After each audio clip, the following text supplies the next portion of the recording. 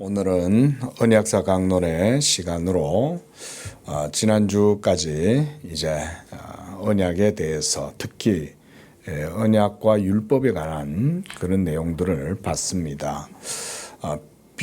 비교적 좀 짧게 보긴 했지만 그동안 우리가 언약사 설교를 통해서 이미 여러 번 말씀을 드린 것들이어서 여러분들께서도 이제 어느 정도는 하나님의 언약에 있어서 율법이 차지하는 의미와 역할 이런 것에 대해 이제 조금 이해를 하셨으리라 생각이 됩니다. 오늘부터는 언약과 복음의 관계에 대해서 살펴보려고 합니다. 하나님께서 우리 죄인을 구원하시는 그 생명의 말씀, 그것이 바로 복음입니다. 하나님과 생명의 언약의 관계에서 이 복음이 어떤 의미와 어떤 역할을 하는지를 우리가 성경과 또 신학적으로나 교리적으로 우리가 증거를 하고자 하는 것입니다.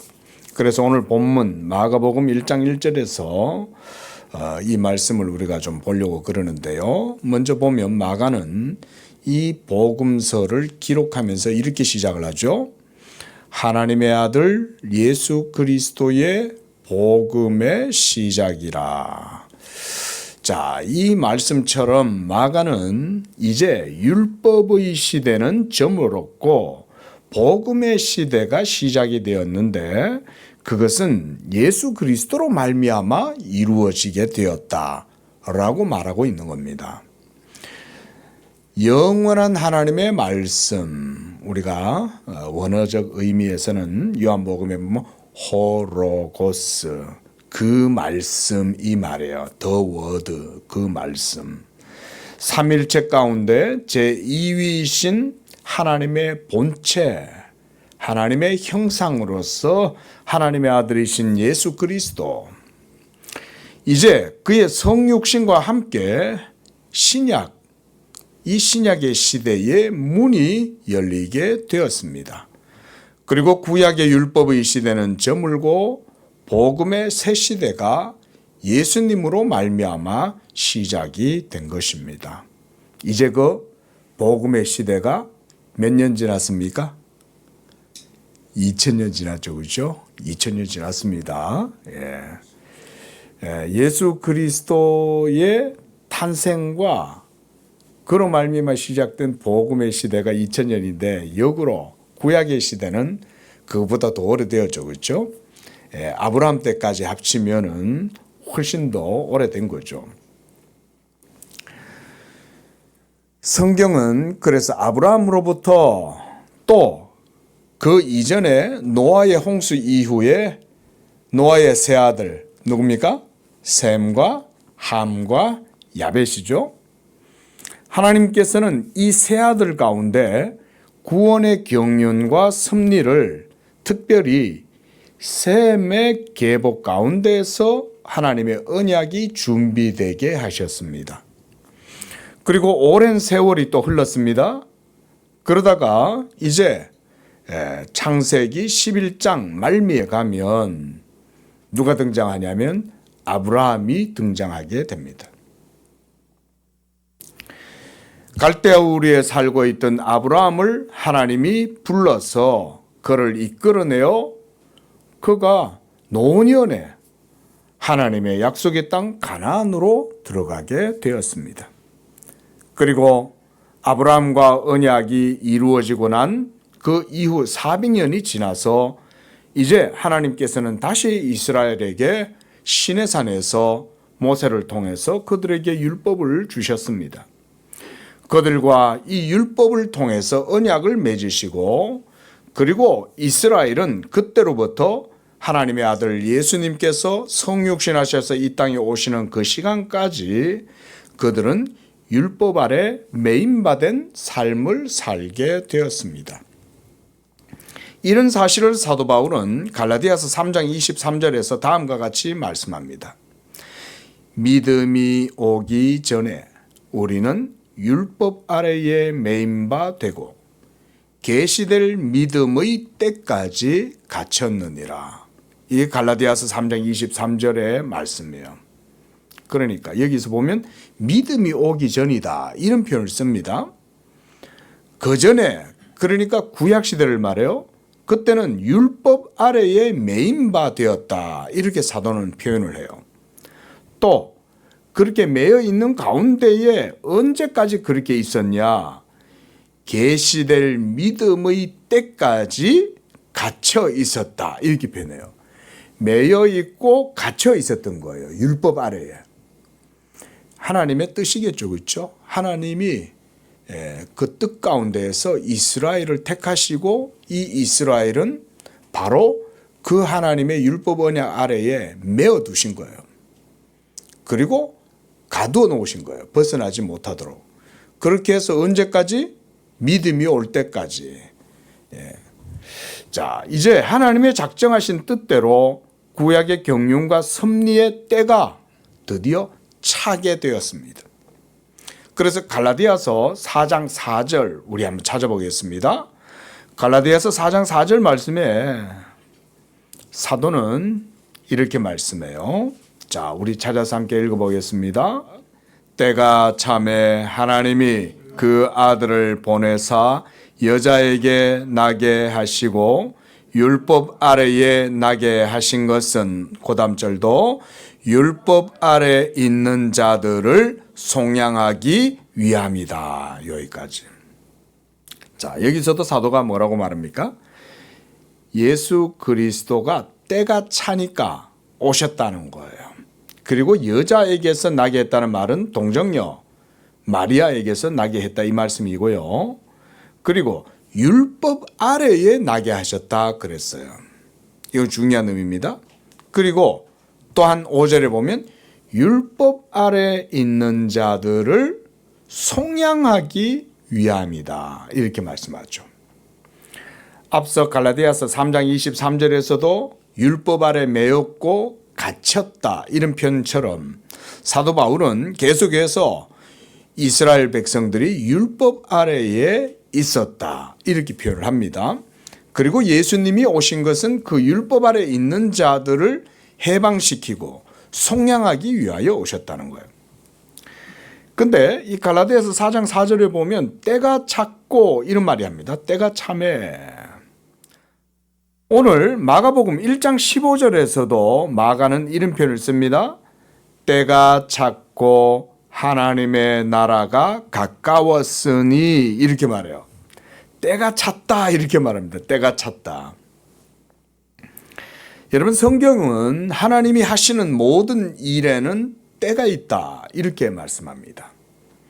우리가 이걸 그래서 크로노스와 카이로스다 신학자들은 이런 표현을 쓰죠.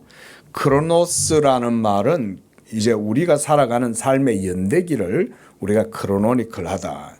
그걸 바로 우리의 시간 역사를 크로노스라고 그러고 카이로스는 뭐냐면 하나님의 섭리, 영적인 그런 개념이에요. 하나님의 우주적인 섭리의 시간, 그걸 카이로스라고 합니다.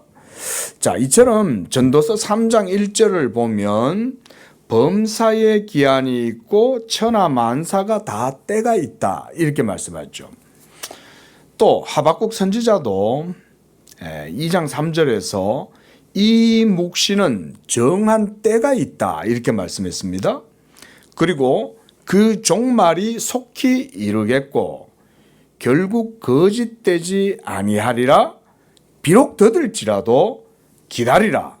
지체되지 않고 반드시 응하리라 이렇게 말했습니다. 묵시, 그러니까 하나님이 예언하신 그 계시의 말씀은 반드시 이루어지게 될 때가 있다는 거예요. 그래서 정한 때가 있다. 자, 그 때가 정점에 도달한 때가 있었습니다. 우리는 그것을 뭐라고 얘기하냐면 예수 그리스도의 성육신이 바로 그 클라이막스였다. 그 그리스도 예수의 성육신에서 하나님의 모든 때가 거기에서 다 일치되는 거예요. 그래서 시간과 영원이 어디에서 일치하냐? 예수 그리스도의 성육신, 예수님의 인격에서 다 일치한다. 성경은 이렇게 말씀해요. 여러분, 지금도 하나님은 일하고 계시는데 모든 일이 이루어지는 것에는 때가 있습니다. 비록 우리의 생각이나 우리의 상황에는 더딘 것 같고 하지만 여러분 기다리시기 바랍니다. 그러면 하나님의 작정하신 뜻은 반드시 이루어지게 되는 것입니다. 여러분, 우리가 자연 만물의 질서도 다 때가 있지 않습니까? 때를 거스르면요 일이 안 돼요.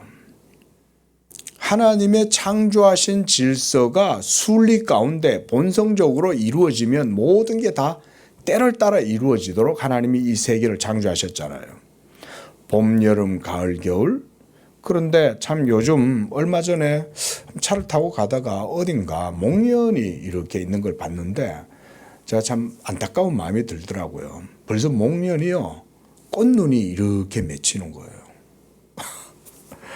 보통 목련이 언제 핍니까? 5월 초나 4월이나 그때 열립니까? 언제입니까? 그래도 봄바람이 따뜻하게 봄 햇빛이 비치고 그죠? 그 정도 돼야 이게 그래도 피는데 이 벌써 꽃망울이 뭐 이 맺히고 있더라고요. 참 요새 기상 이변 때문에 그렇지 않는가. 올겨울도 보면 비교적 조금 그래도 뭐 그렇게 추운 날씨는 아닌 것 같고 하지만 하나님이 창조하신 모든 세상의 질서는 하나님의 때를 따라서 명령하신 규칙을 따라서 이루어지게 되는 거죠. 자, 우리가 이런 하나님의 작정하신 뜻이 반드시 이루어지게 된다는 것을 믿을 때 우리가 할 일은 뭐겠습니까? 우리가 할 일은 기도하는 것입니다. 있죠? 하나님의 말씀을 붙들고 하나님을 믿고 그래서 기도하는 거예요. 지금 당장은 내가 원하는 대로 내가 생각했던 대로 뭔가 일이 안 되는 것 같아요. 이건 여러분의 삶에도 마찬가지입니다. 그러나 여러분이 하나님을 믿고 하나님을 말씀을 붙들고 있으면요. 그리고 기도하고 있으면 하나님이 작정하신 때에 하나님의 방법으로 이루어지게 되는 겁니다. 여러분, 이게 기본적으로 기도입니다. 이제 때가 되어 하나님의 본체의 형상이시요 영원한 말씀이신 예수께서 인간의 몸을 입으시고 우리 가운데 오셨을 때에 2000년 전이죠. 그것은 하나님의 신적인 작정과 경륜과 섭리 가운데 한치의 오차도 없이 이 땅에 찾아오신 겁니다. 우리가 구약 다니엘서 볼 때 좀 봤습니다. 그렇죠? 느부갓네살에게 하나님께서 꿈을 꾸게 했을 때 느부갓네살이 꿈에 한 큰 신상을 보잖아요. 머리는 금이요, 어깨는 은이요, 허리는 동이요, 그 아래는 동과 또 허벅지는 또 동이고 이러면서 그 발에는 또 동과 녹과 진흙이 또 섞여 있고 이런 것들을 보는데 그런데 어디선가부터 한 돌이 휙 날아오더니 그 신상을 확 쳤는데 그 돌에 의해서 그 신상이 가루가 되었다 그랬어요. 가루가. 완전히 박살난 거죠. 분쇄시켜버린 거죠.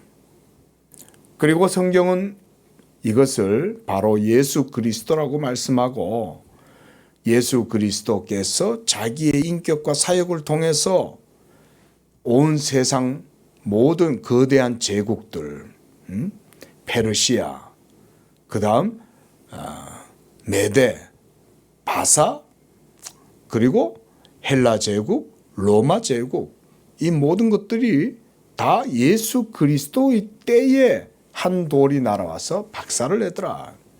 여러분, 그것도 그 속에 다 때가 있는 거예요.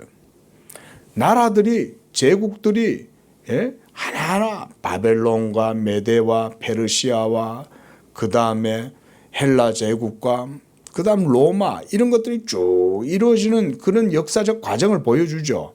그런데 그 모든 날 마지막 때에 한 돌이 날아와서 그 신상을 완전히 쳐서 가루로 만들어 버릴 때 그때가 언제냐?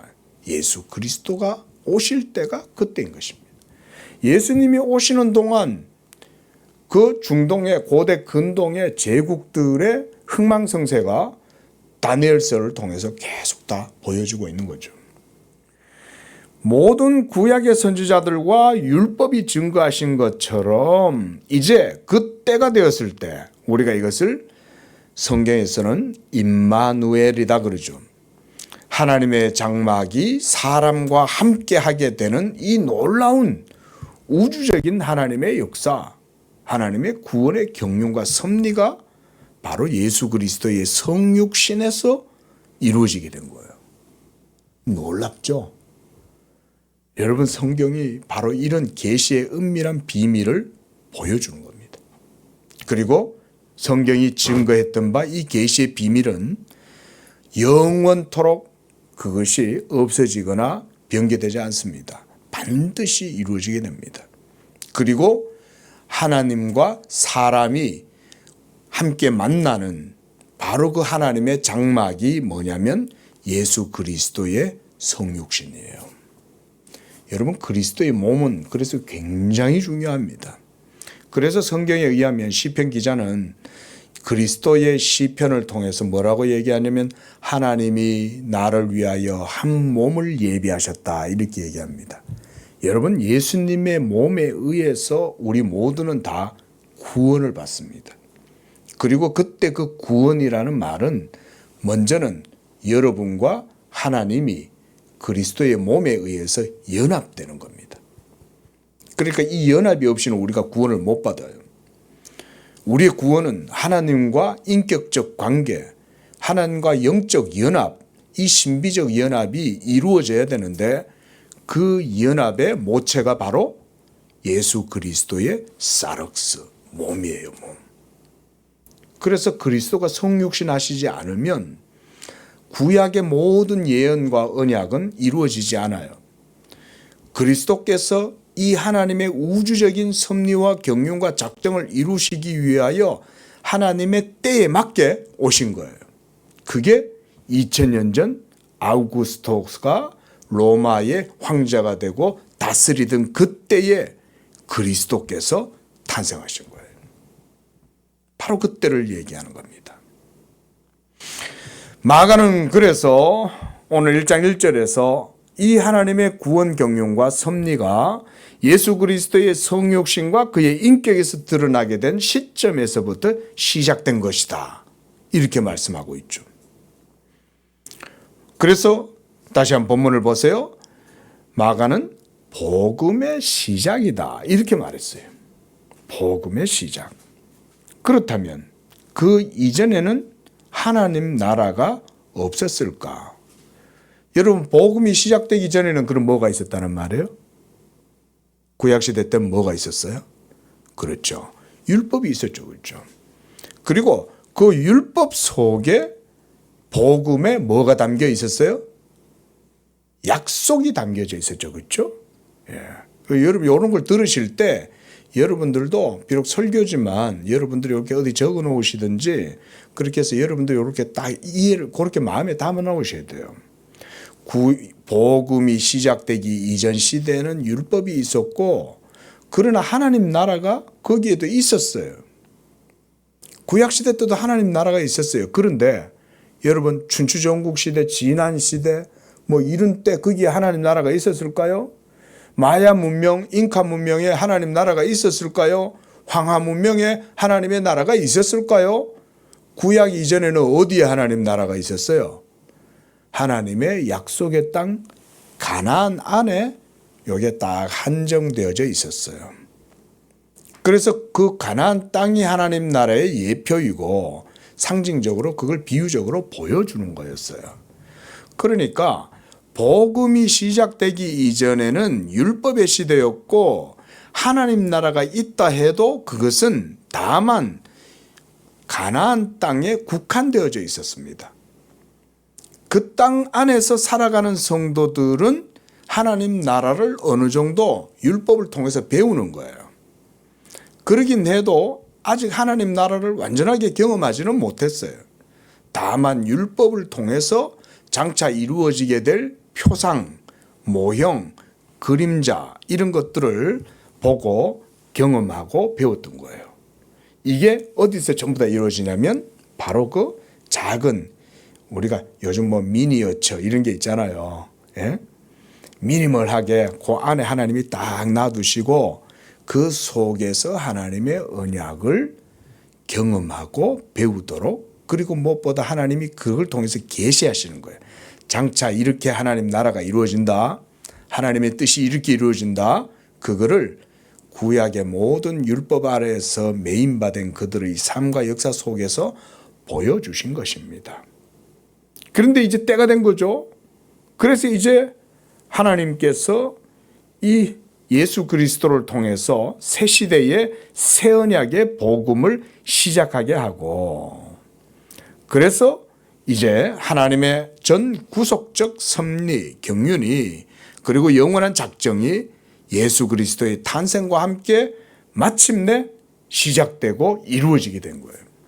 그래서 마가는 이 새 언약의 시대, 새 복음의 시대에 기록하면서 예수 그리스도의 복음의 시작이다라고 말하고 있는 거예요. 이게 시작인 거예요. 그 이전은 없었어요. 자, 그런데 여기서 제가 우리 성도들도 한번 질문하고 넘어가야 될 게 있습니다. 그게 뭐냐면, 그러면 구약의 모든 언약들은 이 새로운 복음의 시대에는 그러면 어떻게 되냐? 폐기 처분되는 거냐? 더 이상 아무런 효력이 없이 사라지느냐? 이런 부분들을 우리가 생각을 해봐야 되겠죠. 사도 바울이 사역했던 초대교회 당시에는 바로 이 문제, 율법을 어떻게 봐야 할 것이냐. 그렇다면 복음이, 예수 그리스도를 믿음으로써 복음이 이루어진다면 그러면 율법은 뭐냐? 지금까지 우리 조상들이 이 수천 년 시간 동안 율법 아래에서 하나님을 섬겼는데 이제 와서 그러면 율법을 없이 한다고 이러면서 유대인들이 막 일어나서 사도 바울을, 그래서 그렇게까지 사도 바울을 제거하려고 애를 썼던 거예요. 안 그렇겠습니까? 그렇죠? 여러분, 우리나라도 조선 500년 유교의 역사가 있잖아요. 그런데 개화기가 이루어지면서 대한제국이 이루어지고 이러면서 여러분, 구시대에 조선의 성리학에 기초하고 기반하고 있었던 모든 국가의 정치라든가 그런 것들이 어떻게 됐습니까? 완전히 다 사라지게 될 그런 상황에서 얼마나 여러분 여러 가지 많은 일들이 일어났습니까? 그렇죠? 동학혁명도 일어나고 체제가 전복이 됐잖아요. 체제가. 그런 일들을 겪을 때도 여러분 그 500년 동안 성리학을, 유교를 숭상했던 우리나라도 그 가치관을 바꾼다는 게 쉽지 않죠. 지금도 뭐 무슨 문중 이러면서 이제 설이니까 또 다 문중이 모여가지고 제사 지내고 뭐 이렇게 아직도 유교의 관습이 남아있지 않습니까? 근데 여러분, 근데 유대인들에게 있어서 율법을 없앤다는 것은 이거는 뭐 말 그대로 유대인들의 전체 모든 것들을 완전히 다 없앤다는 것과 사실은 같은 의미라고 할 수 있어요. 그러니까 유대인들이 기를 쓰고 사도 바울을 죽이려고 했던 거예요. 심지어 막 40명이 타격대를 만들어가지고 어쨌든 이 사도 바울을 처단해야 된다. 그래가지고는요, 40명의 사람들이 결사들을 조직해가지고요, 사도 바울을 쫓아다녔잖아요. 죽이려고. 참 여러분, 그게 얼마나 어려운 일입니까? 그래서 그때 당시에 예루살렘 공의회가 열리고 율법에 대해서 우리가 이제 어떤 태도와 신앙을 가져야 되느냐 하는 문제가 예루살렘 공의회에서 토론이 이루어집니다. 그때 여러 이제 사도 바울도 그때 거기에 참여합니다. 사도 바울을 따르는 제자들도 그 함께 참여하고, 그 다음 베드로와 야고보와 요한도 거기에 있습니다. 그래서 모든 사도들과 성도들과 장로들이 함께 모여서 이 문제에 대해서 막 이렇게 논의가 이루어졌어요. 엄청 시끄러웠겠죠. 한편에는 저 사도 바울이 이단이다라고 얘기했을 거고 막 별별 얘기들이 다 있었겠지만 우리가 사도행전에서 봤잖아요. 그렇죠? 근데 사실은 하나님이 그렇지 않다고 벌써 다 이 섭리 가운데 일을 해 놓으셨잖아요. 예? 그때 당시에 사도들 가운데 가장 유력했던 베드로에게 하나님이 이 사도 바울은 나쁜 사람이 아니다. 또 아나니아를 통해 가지고 하나님께서 이 사도 바울을 변화시킨 과정을 또 보여주고 그래서 베드로가 사도 바울과 만나 가지고 서로 또 이 신학을 교류를 합니다. 이런 과정도 있어요. 그 이제 사도 바울이 전하는 복음을 베드로와 사도들이 이렇게 앉아서 다 들어보는 거예요. 들어보는 겁니다. 그런데 들어보니까 이 예수 복음을 사도 바울이 제대로 알고 있거든요.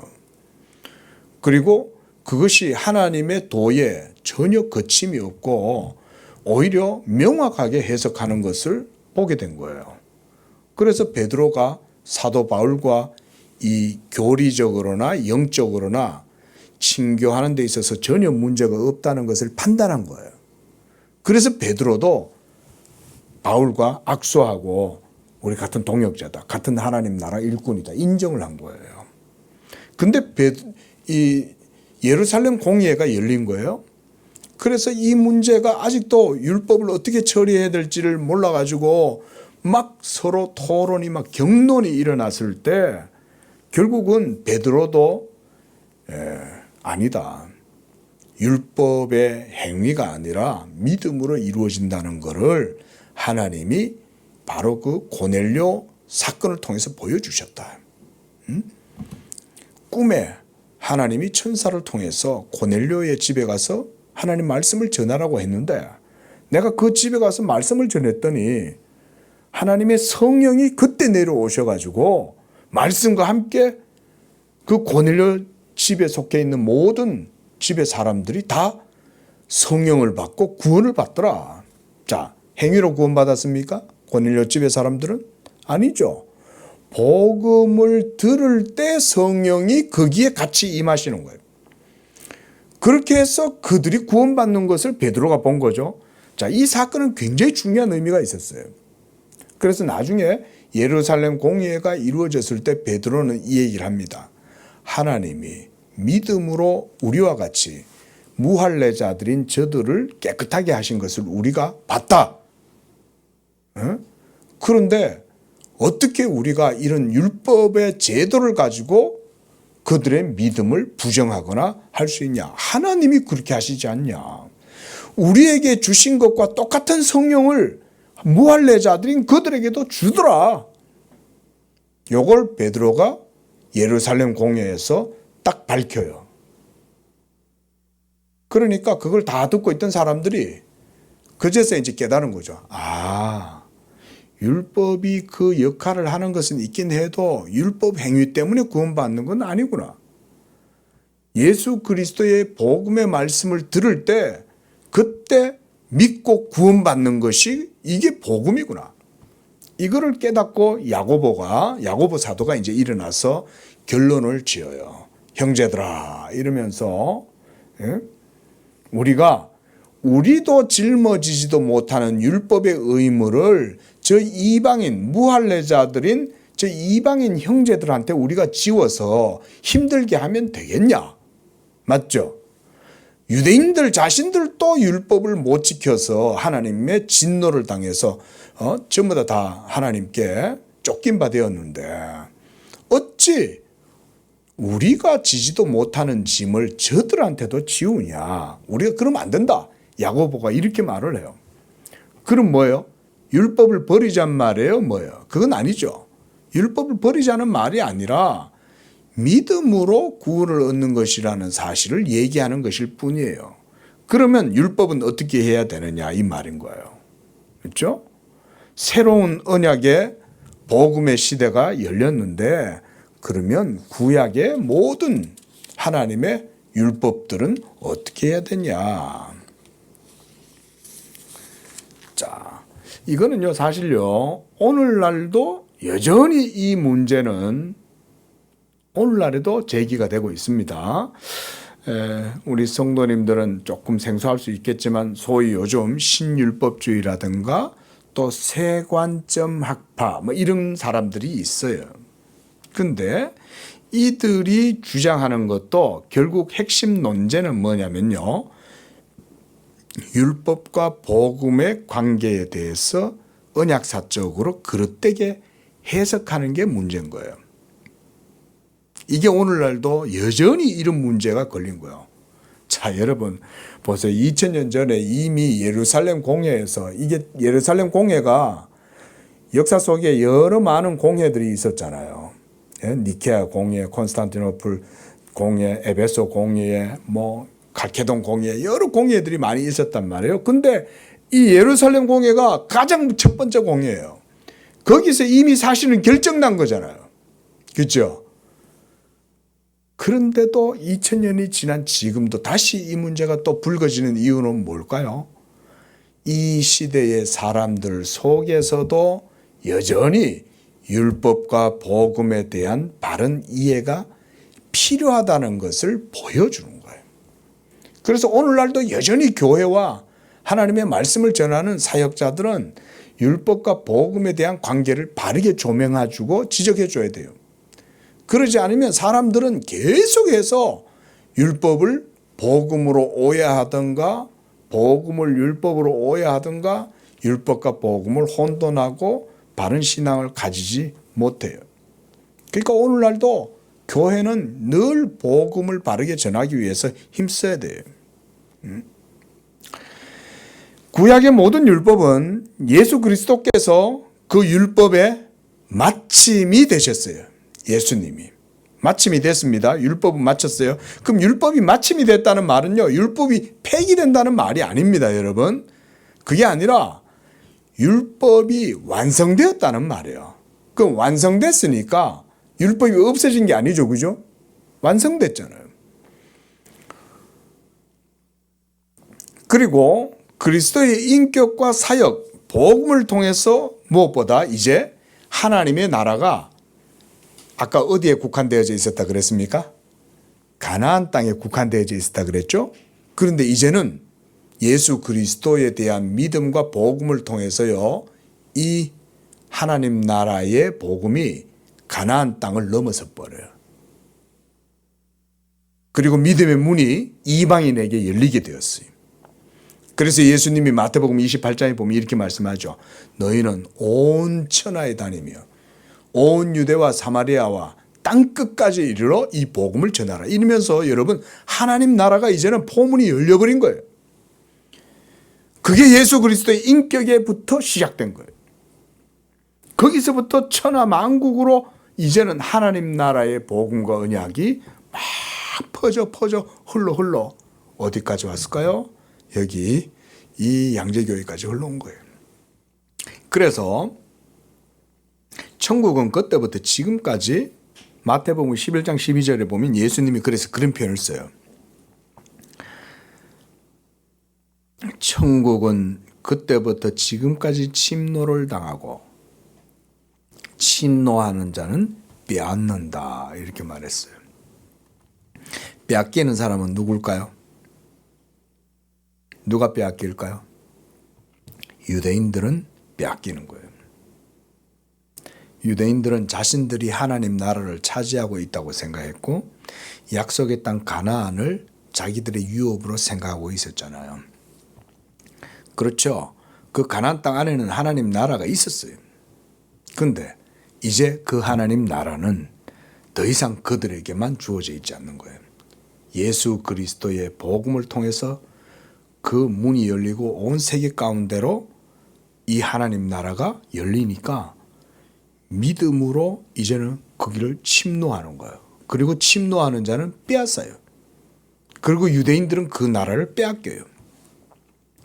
그래서 믿음 없는 유대인들은 자신들의 나라를 빼앗기고 그 나라는 열매 맺는 백성이 받게 되리라. 이렇게 마태복음 21장 43절에 주님이 이렇게 말씀하셨어요. 자, 그러니까 뭔 얘기입니까? 하나님 나라는 그 핵심이 원래 예수님에게 있는 거예요. 예수님을 믿는 것이 하나님 나라의 본질이고 예수님이 바로 언약의 실체였던 거예요. 근데 유대인들은 예수님이 왔을 때, 빛이 왔을 때 그 빛을 영접하지 아니하고 도리어 미워하고 십자가에 못 박아버리고 심지어 초대교회를 엄청나게 억압하고 핍박하고, 그러니까 하나님이 하나님을 믿지 않는 그 이스라엘을 하나님이 버리고 이 언약이 이제 복음을 통해서 이방 세계로 흘러가게 해버리신 거예요. 그리고 지금까지 2000년 동안 전 세계의 선교사들과 이 역사를 통해서 복음이 전파되고 오늘날 한국에까지 이 복음이 전해진 겁니다. 여러분, 크로노니컬한 하나님의 역사가 잠시도 끊어지지 않죠. 계속 역사 속에 도도하게 흘러가죠. 하지만 카이로스라고 하는 하나님의 때도 모든 시대마다 다 이루어지는 거예요. 우리 양재교회는 여기에 2019년도에 개척을 시작했지만 그것도 하나님의 때가 되어서 저는 한 것이라고 생각을 합니다. 네? 하나님의 때. 그래서 구약의 족장들과 율법과 선지자들을 통해서 말씀하신 모든 언약은 이제 예수 그리스도에게서 바로 클라이막스, 정점에 도달하게 되었습니다. 예수님은 자신의 몸을 죽기까지 하나님 앞에 순종하시고 십자가에 못 박아 죽으심으로써 하나님의 모든 구약의 언약을 성취하시게 되었어요.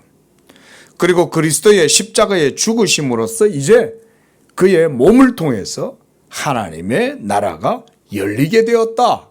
저는 이렇게 표현을 합니다.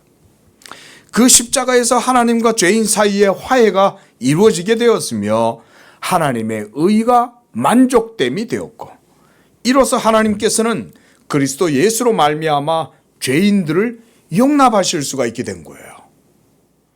여러분, 그 이전에 율법으로 하면 우리 이방인들이 할례 없이 하나님을 경외함이 없이 하나님을 예배하거나 기도하거나 만날 수 있었겠습니까?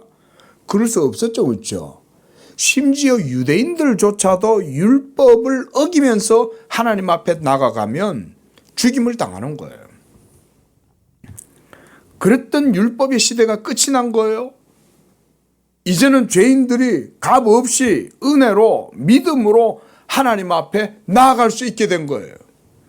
그 길을 열어두신 것이 바로 예수 그리스도신 거예요. 그래서 히브리서 말씀에서는 예수 그리스도는 이제 하나님께 나아가는 새로운 산 길이 되셨다. 예수님이 그 육체를 통하여 우리에게 새롭고 산 길을 열어주셨다. 이렇게 말씀합니다. 그러므로 구약의 율법과 언약과 율법은 예수 그리스도의 인격과 사역에서 모두 다 이제 정점에 도달하고 마침표가 되고 완성이 된 거예요. 율법이 없어진 게 아니에요. 제가 그 얘기는 조금 더 이따가 말씀을 드리겠습니다. 이제 그 복음의 사역을 통해서 하나님께서는 구약의 모든 율법과 선지자들이 예언했던 그 계시의 뜻을 이루시는 거예요. 이제 이 일을 이루기 위해서 하나님께서 새 언약의 시대에 적합한 사람을 택하신 거예요. 이 하나님의 새 언약의 복음, 이것을 이제 하나님이 이루시기 위하여 택하신 자가 바로 이방인의 사도였던 바울이었어요. 이 사람을 선택하신 것도 하나님의 작정과 섭리, 때에 맞추어서 그렇게 하신 거예요. 그래서 오늘 본문에서 로마서 1장 1절에 보면 바울은 자신이 하나님의 사도로 부르심을 받았으며 하나님의 복음을 위하여 이렇게 말해요. 이 복음을 위하여 택정함을 입었다. 제가 오늘 여러분들께 말씀드리고 있는 바로 그 복음이에요. 사도 바울이 이 복음을 위하여 하나님의 택하심을 받은 거예요. 제가 이 말씀을 준비하다가 다시금 사도 바울의 영적 사명이라든가 그의 사역의 정체성을 생각해 보게 되었어요. 참 놀랍다. 이 복음이 얼마나 위대합니까? 예. 근데 이 복음을 위해서 하나님이 교회를 박해하고 예수를 이단이라고 외치면서 막 스데반을 죽일 때 거기에 찬성하고 이렇게 했던 그 사도 바울을 하나님이 자기의 종으로 택하신 거죠. 그래서 이 복음은 하나님이 구약의 율법과 선지자들을 통해서 미리 약속하신 것이다. 사도 바울은 이렇게 말해요. 그게 바로 하나님의 아들에 관한 것이었다. 오늘 로마서 1장 2절 말씀도 한번 보시기 바랍니다. 자, 우리 함께 읽어볼까요? 시작. 이 복음은 하나님이 선지자들을 통하여 그의 아들에 관하여 성경에 미리 약속하신 것이었다. 이 말이에요. 그게 복음이었다는 거예요. 그러니까 구약시대 때는 복음이 없었지만 율법을 통해서 복음이 약속의 형태로 주어져 있었던 거예요. 근데 이제 이 복음의 시대가 되었어요. 예수 그리스도 하나님의 아들이 이제는 이 땅에 오심으로써 이제 이 복음이 시작이 된 것입니다. 그래서 우리가 율법과 복음의 관계를 우리가 말을 할 때 보면 율법은 뭘 의미합니까? 율법 아래에 있지 아니하리라 할 때 그 율법, 율법에 속한 자 할 때 그 율법, 그게 무슨 의미입니까? 율법 계명을 지키는 행위를 율법이라는 의미로 이해를 하시면 돼요. 그게 이제 그런 말입니다. 그리고 그럼 복음은 뭡니까? 복음은 값 없이 행위가 아니라 믿음으로 은혜로 주시는 것이 바로 복음이죠. 그래서 우리가 율법과 복음의 관계를 그래서 행위의 의와 믿음의 의로 이렇게 또 이해를 하시면 돼요. 그래서 율법은 행위의 의를 말하는 것이고 복음은 믿음의 의를 말하는 것이다. 이렇게 이제 이해를 하시면 되는 겁니다.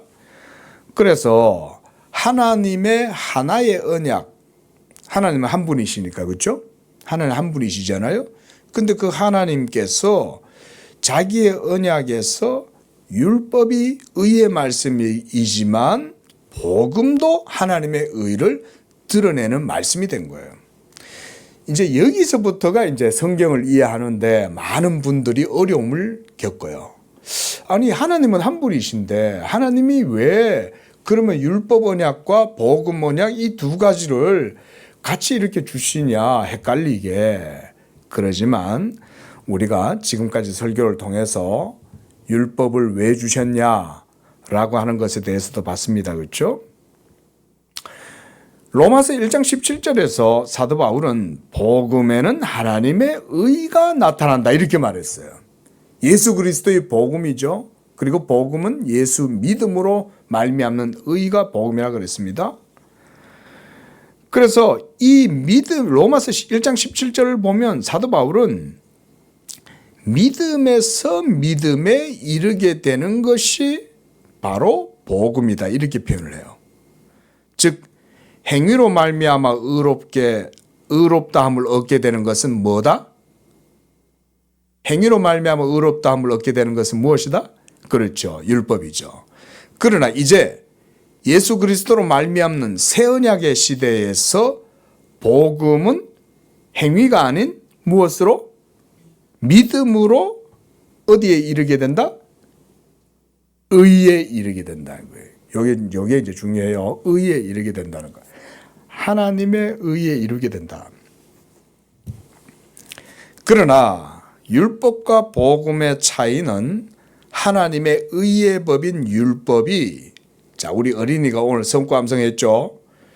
율법이 죄로 말미암아 연약하려 할 수 없는 그것을 하나님께서 복음의 방식, 믿음으로 말미암아 행하게 하심으로 성령의 능력으로서 죽은 영혼을 살리는 것에 있어요.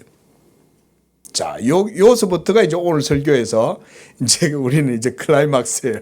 예? 이게 중요 내용이에요. 자, 여러분 율법과 복음이 왜 다르냐? 율법은 죽은 영혼을 살리지를 못해요. 대신 그 영혼의 영적 상태를 보여줘요. 율법은. 그래서 계명이 없을 때는 내가 살아있다가 계명이 나한테 다가오니까 어떻게 됐어요? 나는 어떻게 돼버렸어요? 죽어버린 거예요. 계명이 다가오니까 내가 살았는 줄 알았더니 나는 죽더라는 거예요. 그리고 내 속에 있었던 뭐가 다시 살아났어요? 죄가 살아나더라는 거예요. 사도 바울이 이렇게 설명을 해요. 자, 여러분 다시 한번 뭔 말이냐면 이런 얘기예요.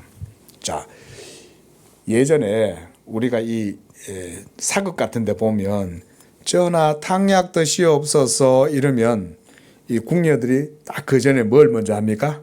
그 속에 뭐 파악해요? 독이 있는지 없는지, 예? 비소가 있는지 없는지를 파악을 할 때 뭘로 합니까? 예? 이거 뭘 집어넣어 봐요? 은수저를 딱 집어넣어 보죠. 그죠? 예? 근데 은수저가 들어가기 전에는 이게 그냥 좋은 약인 줄로 알고 있었던 거죠. 근데 이 속에 독소가 있는지 없는지를 파악하려고 이 은수저를 싹 집어넣었더니 꺼내보니까 이게 은수저가 시커멓게 이게 변색이 된 거예요. 그러면 이 물은, 이 탕약은 독이 들었다는 말이죠. 그죠? 그때 은수저가 하는 역할이 뭐냐면 율법이에요. 그리고 그 율법의 은수저를 집어넣었더니 이전에는 깨끗해서 생수인 줄 알았어. 살리는 물인 줄 알았어. 그런데 이 물은 사실은 먹으면 죽는 거예요.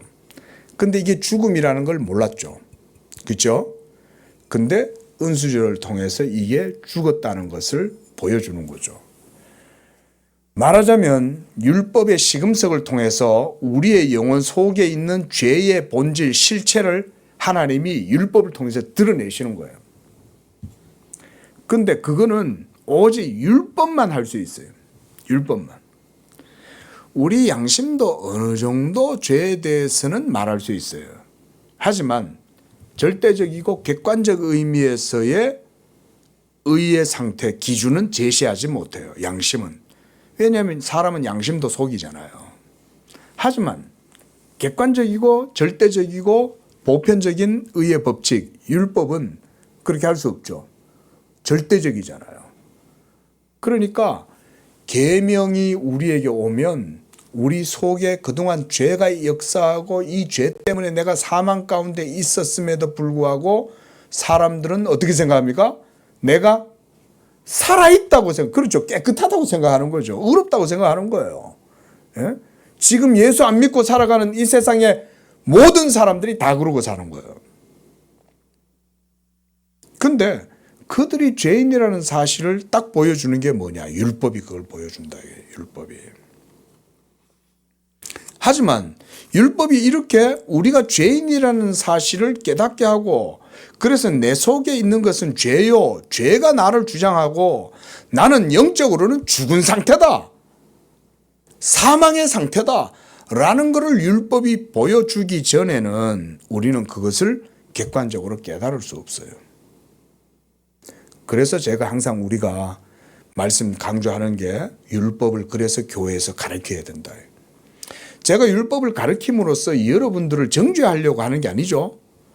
여러분들이 예수 믿기 이전에 어떤 상태였냐를 반드시 알아야 우리가 예수 믿음이 더 확실해지는 거예요.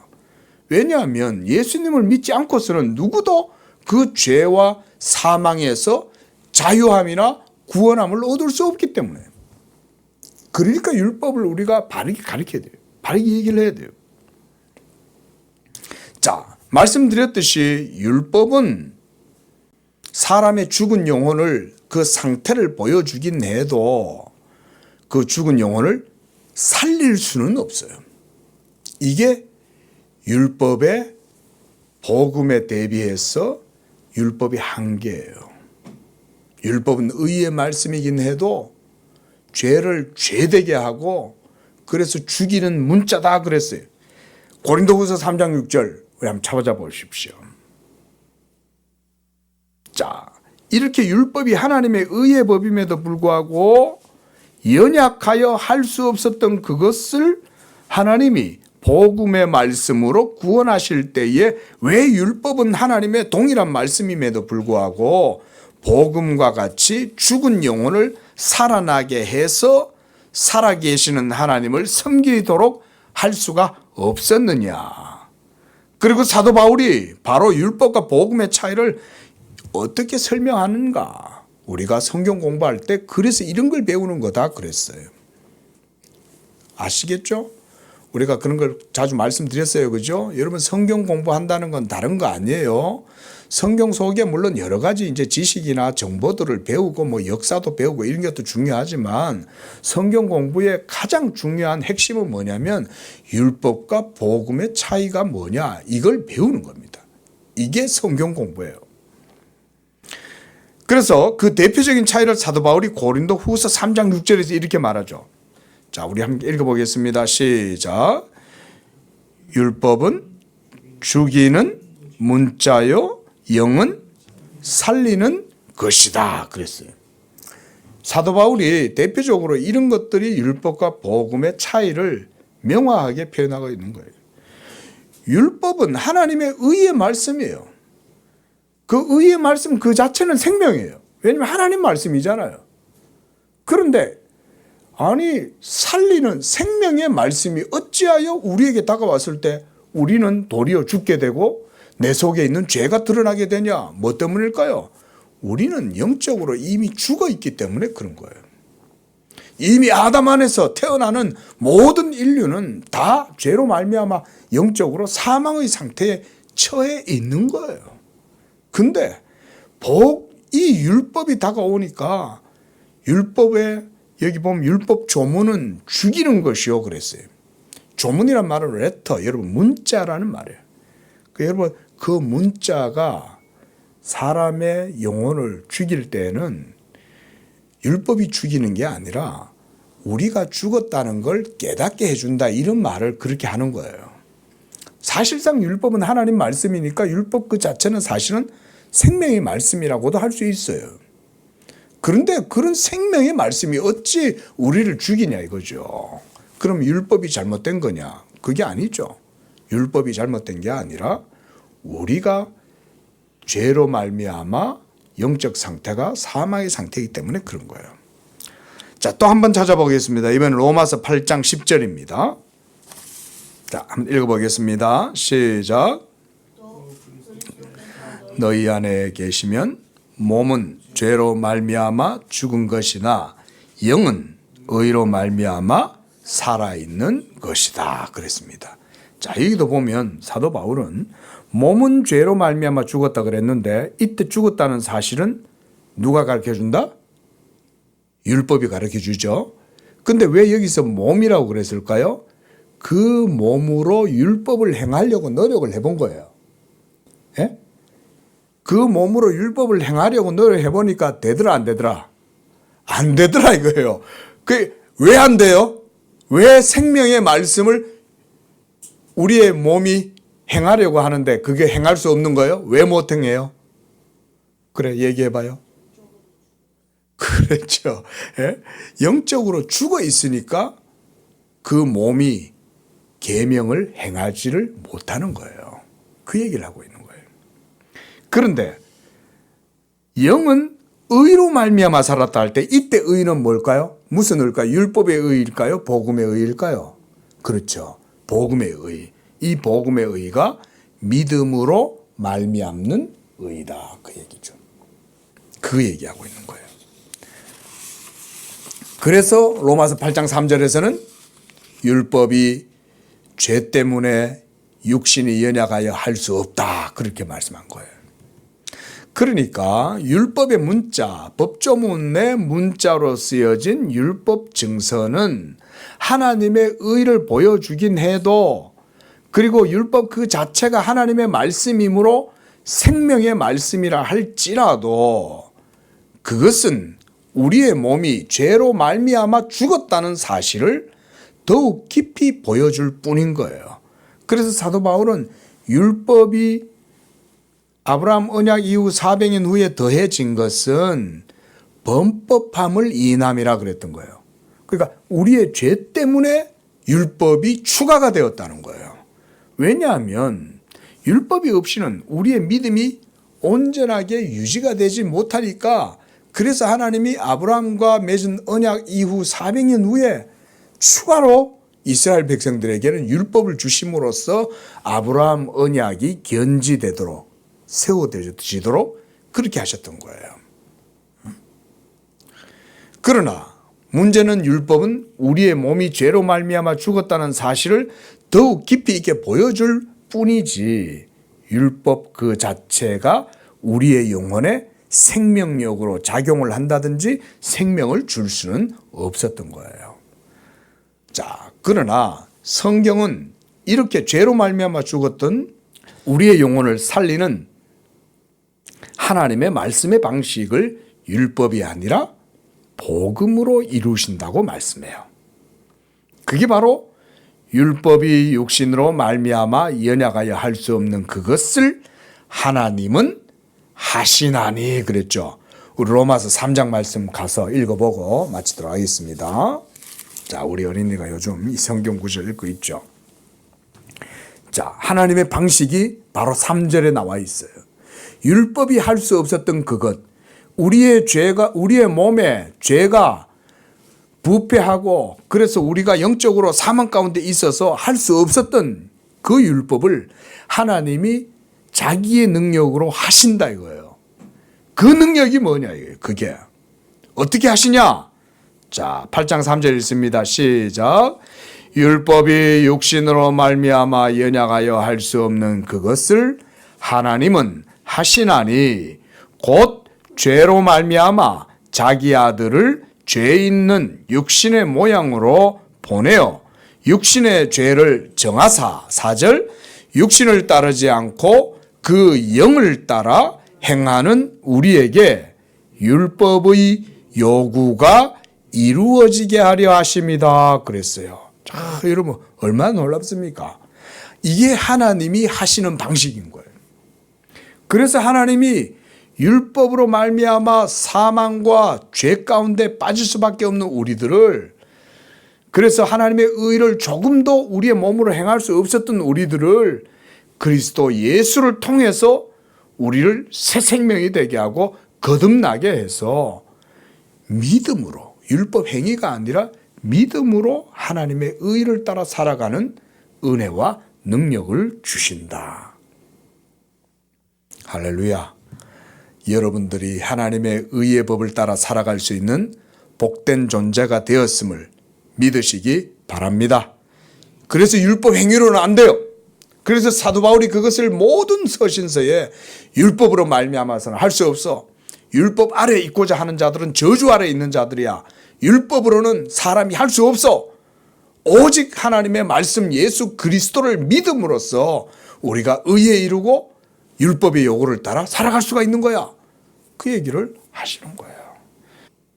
자, 말씀을 맺습니다. 이와 같이 우리에게 주신 이 예수 그리스도를 믿는 믿음, 그 믿음으로 말미암아 이제 우리는 하나님의 의의 법을 따라서 살아갈 수가 있게 된 것입니다. 기도하겠습니다.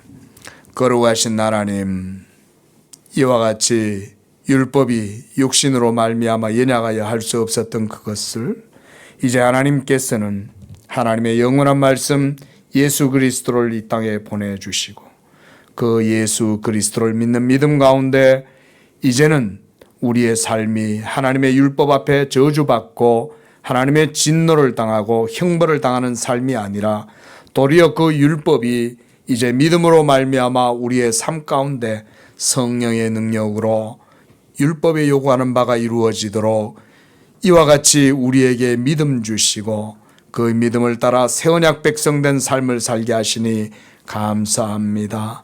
이와 같이 우리에게 귀한 복음을 주셨사오니 이 복음을 통하여 하나님의 언약 백성된 삶을 살아가게 하시고 율법 행위로서가 아니라 예수 그리스도를 믿음으로써 하나님의 의의 법의 요구를 따라 행하고 그것을 통해서 우리 성도들이 복된 삶을 살게 하시고 우리 성도들이 믿음으로 행하는 모든 일들마다 이 율법에 약속하신 바 언약의 복이 우리 성도들의 모든 삶의 지형에 충만하게 나타나고 그것을 통해서 하나님께 영광을 돌리고 우리 성도들의 모든 삶에는 하늘의 부여한 복이 임하는 복된 삶이 되게 하여 주옵소서.